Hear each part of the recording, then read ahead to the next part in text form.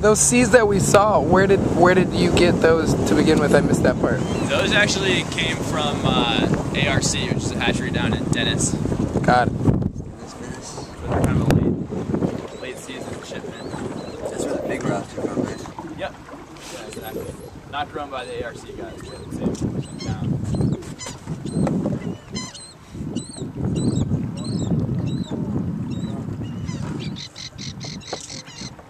Where are the Rocky Nooks grown? Aren't those in the same? Kingston Bay, which I can show you later.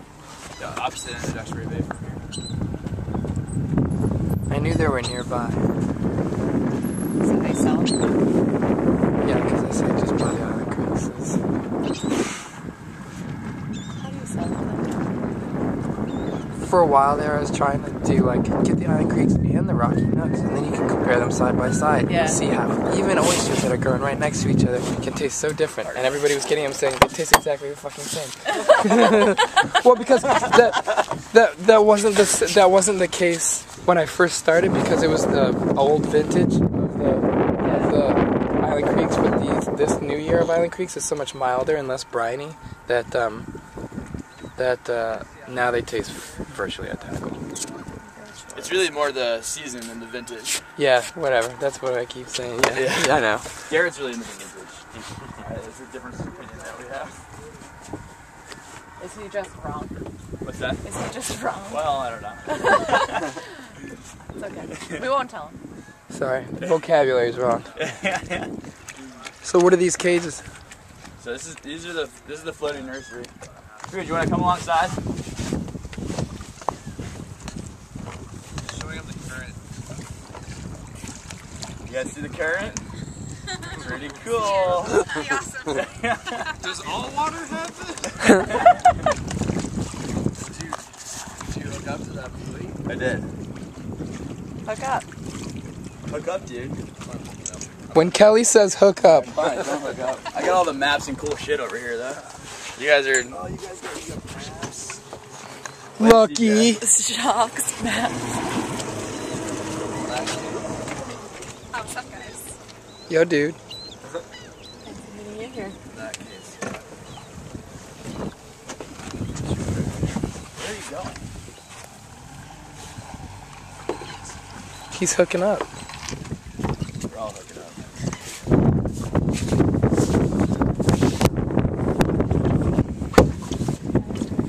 Now we can thank you. Did you get that on film? We had a moment. Here, Put that on YouTube. let's do it again. Take two. Oh yeah. That's gonna be the emblem of today. Just like the end of Titanic. We'll make a. Look, we work in a restaurant. All the waiters are probably all graphic designers anyway, so we can probably just get some. We can get them to turn that into like a logo of some kind. Here, wait, it's even better when you get like the different skin tones because it's more meaningful. Sorry, buddy. Then it looks like a Benetton ad or something. So this is the floating nursery. Like I said, we can't see the actual nursery today because of the tide, but this is the same concept. So again, with the water flow, it's a little bit different up here, but the big mural on the wall in the restaurant, you know, the upside down picture of the cages, that's the normal nursery. We have like thousands of cages out there. And we basically orient them all in a way that maximizes the flow of water to the bags. And they're just shelving units for these black bags that you see here. And so they rest right on the bottom, and they stack up. Shockingly similar to a vineyard. Yeah. Can you stand on those? Will they sink? Stand on these? Right. No. Yeah, they'll sink. You can try. If you make it halfway across, I'll give you $100. I mean, how rapidly do they sink? Pretty rapidly. Those I feel like these ones in the middle are. It's just like I was saying before. That's exactly what I feel like. I was explaining that they were. It's a mesh plastic bag with the PVC pipe, and then there's a. We basically use like an insulation foam and slide it inside there to keep it floating. So you can see some of them get a little bit cockeyed because they get fouled up and stuff. Does it foam like this? No, they won't get it up. No, that's actually like flotation foam. Okay. It's just like Owens Corning, like insulation. Okay. You buy it at Home Depot. It's cheap.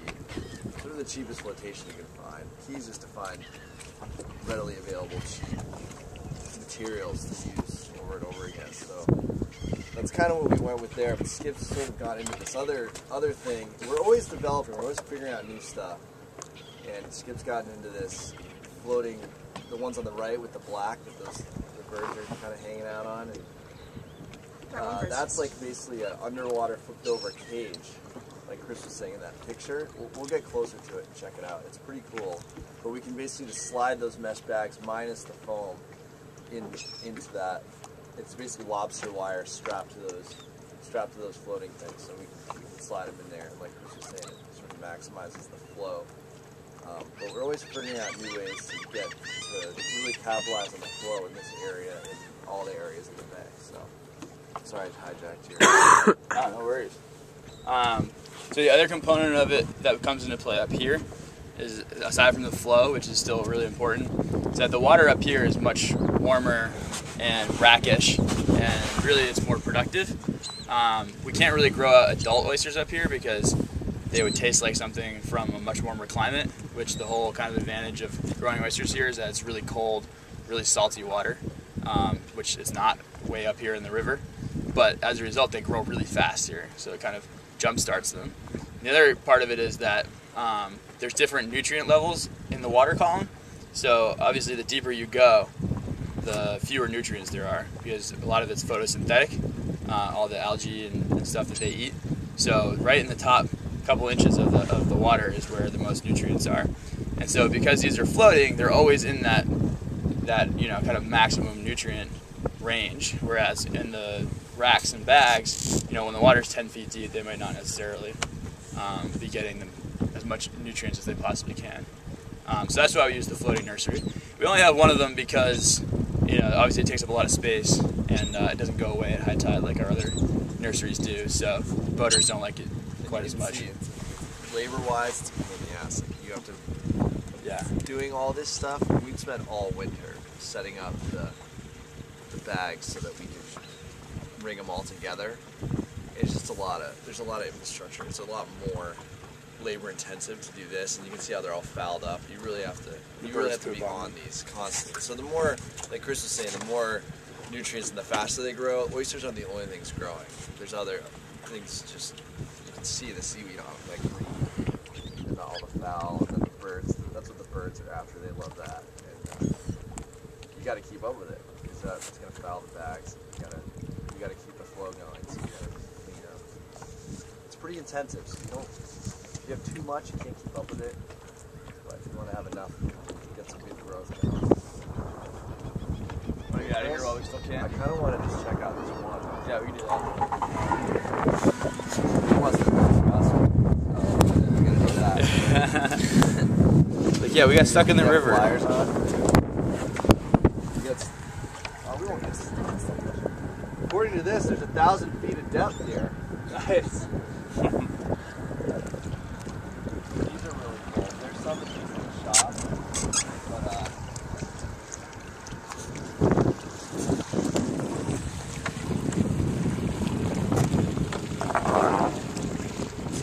Ruining your seat here. It's wet, disgusting.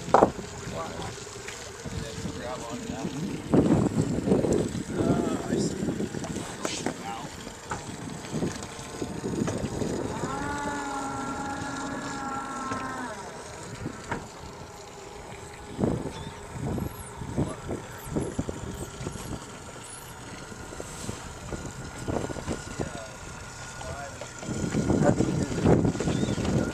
Right now we're probably about 3 feet of water.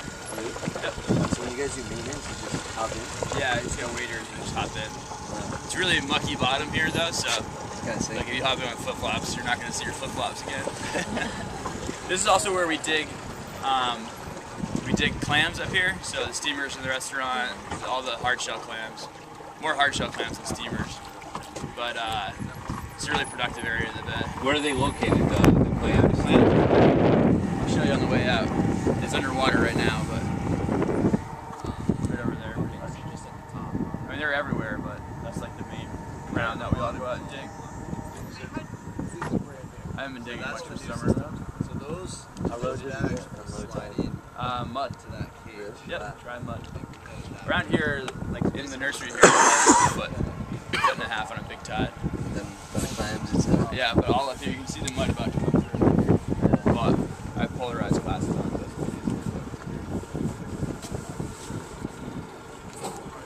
that kind of that like dark part over there. It's like lighter, isn't Yeah, it? it's Yeah. like later right here, you can see it kind of extends from this mud bank right here. Oh yeah. It comes all the way out. So the key is not to hit that.